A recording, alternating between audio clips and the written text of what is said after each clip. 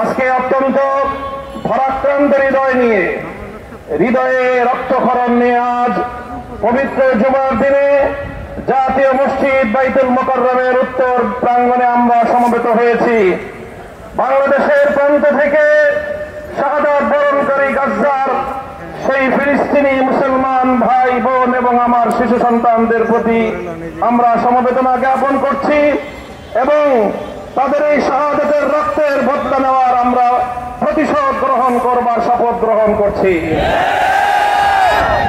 আমরা এই বাংলাদেশের রাজধানী ঢাকায় দাঁড়িয়ে এখান থেকে বিশ্ব মুসলমানদের সঙ্গে সংহতি প্রকাশ করে হেফাজতে ইসলামের পক্ষ থেকে আন্তর্জাতিক শক্তিগুলোর প্রতি বিশ্ব সম্প্রদায়ের প্রতি উদাত্ত আহ্বান জানাই।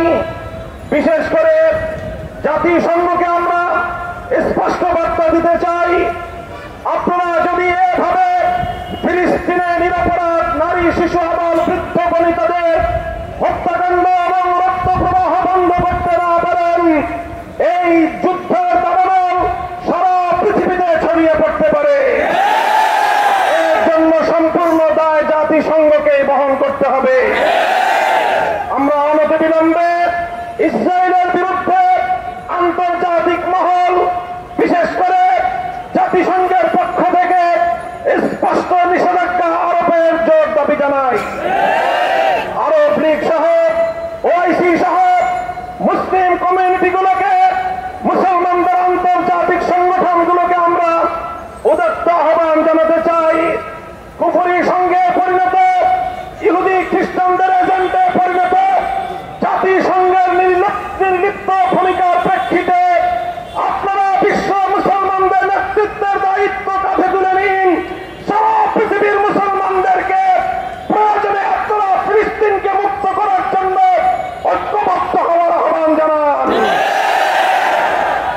যদি তারাও সেটা করতে ব্যর্থ হয়, আমি শাহজালালের পুণ্যভূমি বাংলাদেশের মসজিদের নগর রাজধানী ঢাকার জাতীয় মসজিদের প্রাঙ্গণে দাঁড়িয়ে বাংলাদেশের সরকারকে বলতে চাই, ফিলিস্তিনকে রক্ষা করার জন্য গাজার মা বোন এবং শিশুদেরকে নারকীয় হত্যাকাণ্ডের হাত থেকে মুক্ত করার জন্য বাংলাদেশ থেকে মুজাহিদ সংগ্রহ করার ডাক দিন। প্রস্তুত।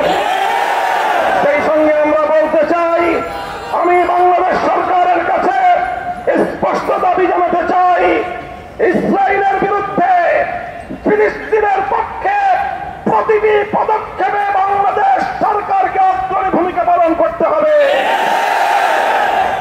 এদিকে ফিলিস্তিনের ইস্যুর পাশাপাশি লক্ষ্য করছি আমরা সম্প্রতি বেশ কিছুদিন ধরে পবিত্র রমজান মাসে ভারতে উগ্রতা সৃষ্টি করে আবার মুসলমানদের রক্ত নিয়ে হোলি খেলবার পায়ে তারা চলছে। প্রায় 300 বছরের ঐতিহ্যকে মুছে ফেলে ইসলামী শাসনের মুসলিম সাম্রাজ্যের উজ্জ্বল নক্ষত্র আওরঙ্গজেব আলমগীর রহমতুল্লাহ আলাইহির সমাধিকে উৎখাত করার যে ষড়যন্ত্র শুরু হয়েছে, হিন্দুত্ববাদী ভারতকে আমরা বলতে চাই, আওরঙ্গজেবের সমাধিতে একটি আঘাত ভারতকে খান করে দেবে। আওরঙ্গজেবের সমাধিতে যদি কোনো আঘাত করা হয়, সেটাকে আমরা হিন্দের প্রতিধ্বনি হিসেবে দিতে পারব।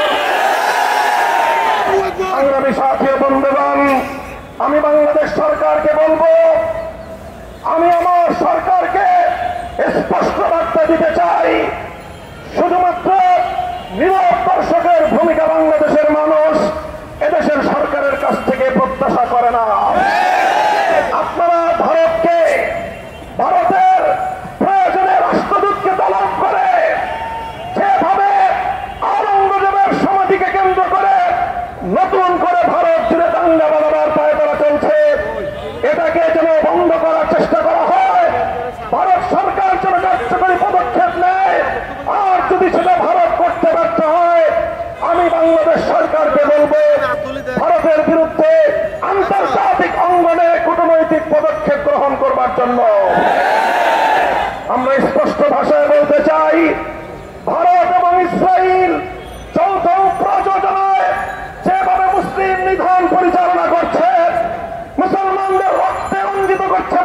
পৃথিবীর মানচিত্রকে এই যৌথ শক্তিকে রুখতে গিয়ে এই যৌথ শক্তিকে রোধ করার জন্য গোটা বিশ্ব মুসলমানদেরকে বরং তার চেয়ে বড় বিশ্বের মানবতাবাদী সকল শক্তিগুলোকে ঐক্যবদ্ধ করে প্রতিরোধ করে তোলার জন্য বাংলাদেশ সরকারকে আমি উদ্যোগী ভূমিকা পালন করার আহ্বান জানাই।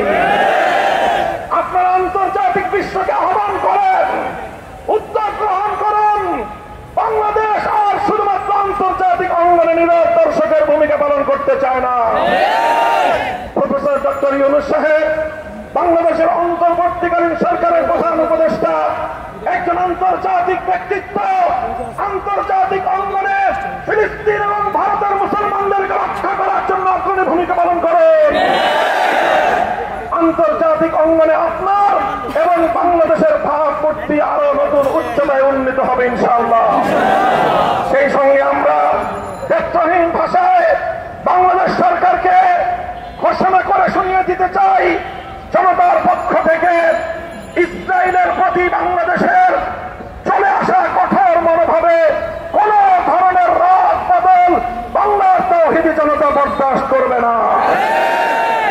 বিগত ফ্যাসিবাদী ভারতীয় দালাল সরকার, ভিনদেশী চক্র, ভিনদেশী এজেন্ট হাসিনা সরকার বাংলাদেশে অব্যাহতভাবে চলে আসা বাংলাদেশের পাসপোর্ট থেকে এক্সেপ্ট ইসরায়েলের যে সিল মোহর ছিল, বাংলাদেশ ইসরায়েলকে স্বীকৃতি দেয় নাই।